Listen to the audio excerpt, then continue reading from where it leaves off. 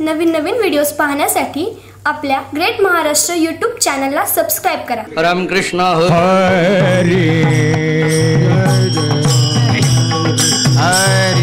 हरी जय जय Ram Krishna Hari Hari Hari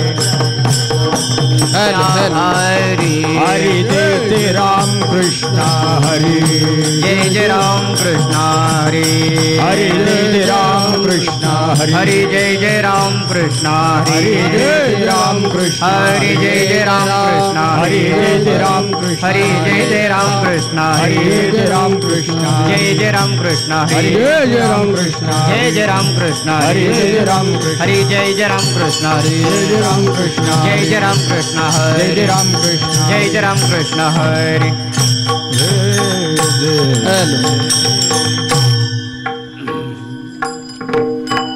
hello hello रूपा आता लोचनी सुख झाले ओ साजनी सुख झाले ओ साजनी रूप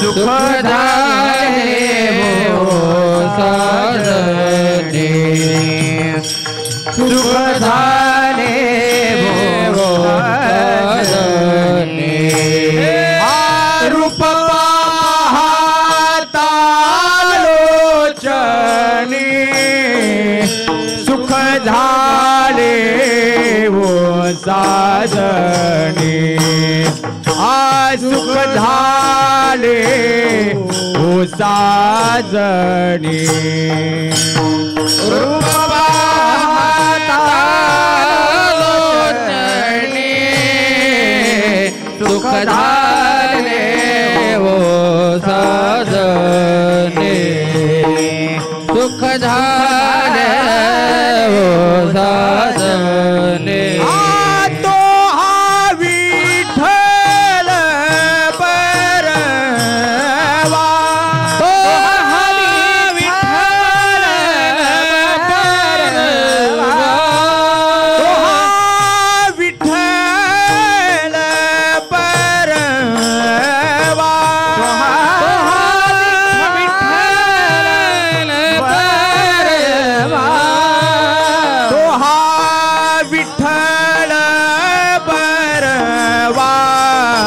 तोहा माधव बरवा तोहा माधव बरवा तोहा विठ्ठल बरवा तोहा माधव बरवा तोहा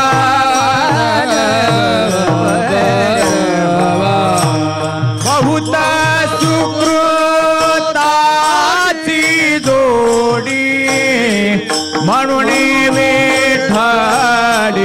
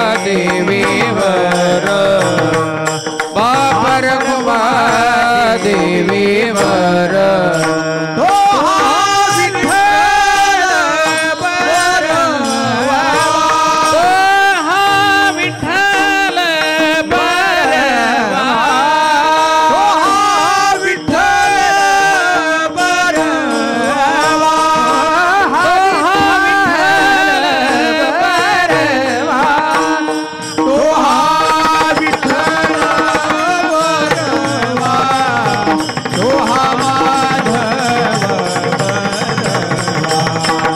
तो हा माधव बरवा, तो हा विठ्ठल बरवा, तो हा माधव बरवा, तो हा माधव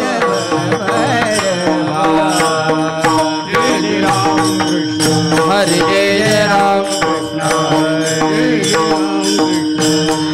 जय राम कृष्ण, हरे जय राम कृष्ण, हरे जय राम कृष्ण,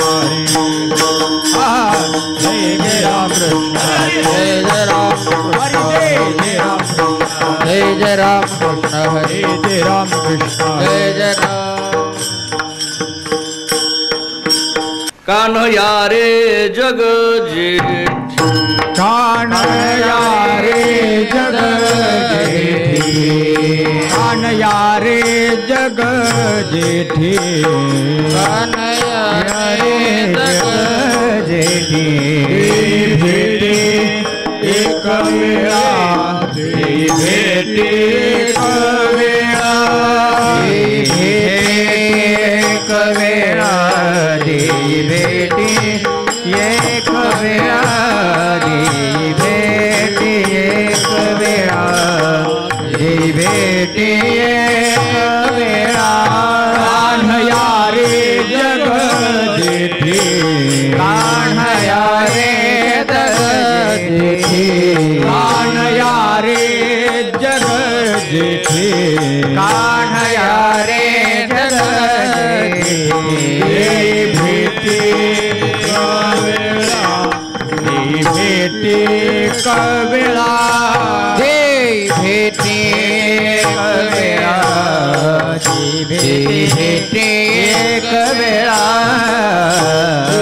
एक वेळा, भेटी एक वेळा, काय मोकलिले वनी, काय मोकलिले वनी, काय मोकलिले वनी, काय मोकलिले बने सावधानी वेढिले, सावधानी वेढिले, सावधानी वेढेल सावधानी वेढेल सावधानी वेढेल सावधानी वेढेल कान्हया रे जग जेठी, कान्हया रे जग जेठी, कान्हया रे जग जेठी, कान्हया रे जग जेठी, भेटी कवेळा, भेटी कवेळा, भेटी कवेळा, भेटी कवेळा, भेटी कवेळा, भेटी कवेळा, हेत भरी होता संग, हेत भरी होता संग, भरी होता संग, भरी होता संग, अंगे अंग लपविले, अंगे अंग लपविले, अंगे अंग लपविले, अंगे अंग लपविले, अंगे अंग लपविले, अंगे अंग लपविले, कान्हया रे जग जेठी, कान्हया रे जग जेठी, कान्हया रे जग जेठी, कान्हया रे जग जेठी, भेटी कवेळा, भेटी कवेळा, भेटी कवेळा, एक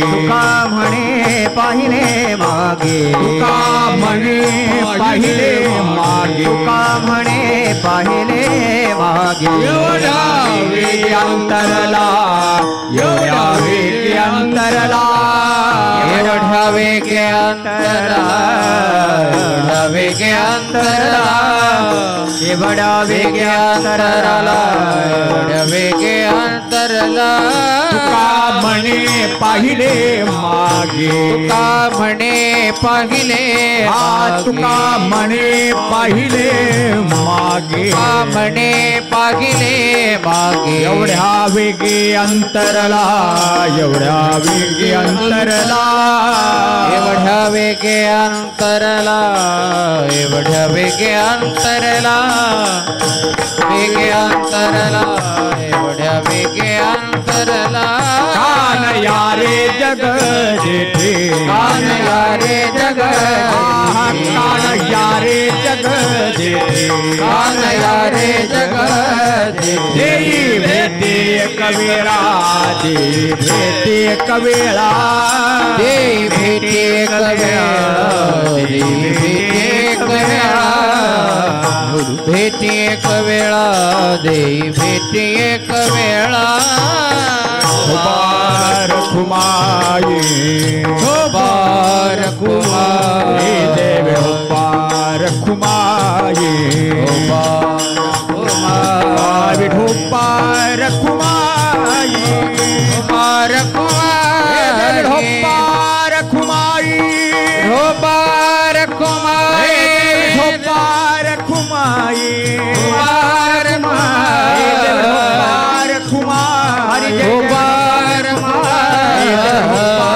खुमाई बार पार खुमाई बार कुमार पार खुमाई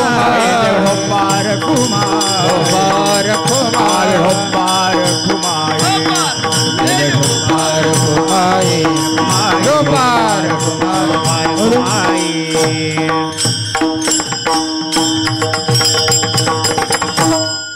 हॅलो हां हरिभक्तपरायण अनिरुद्ध महाराज कारकर त्यांना साथ करतील तुळशीकर बापू.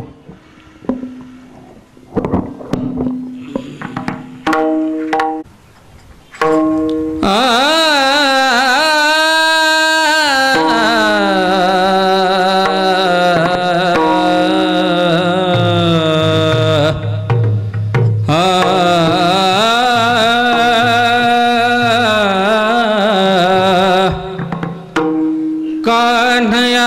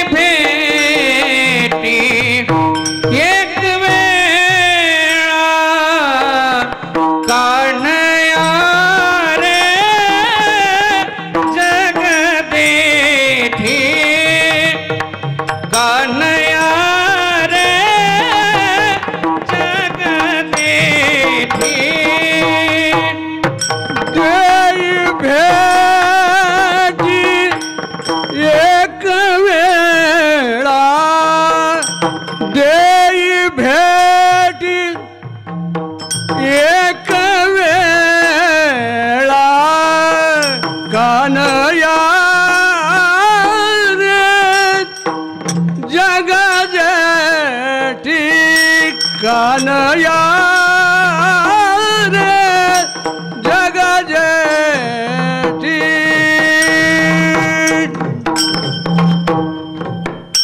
दे भेटी एक वेळा दे भेट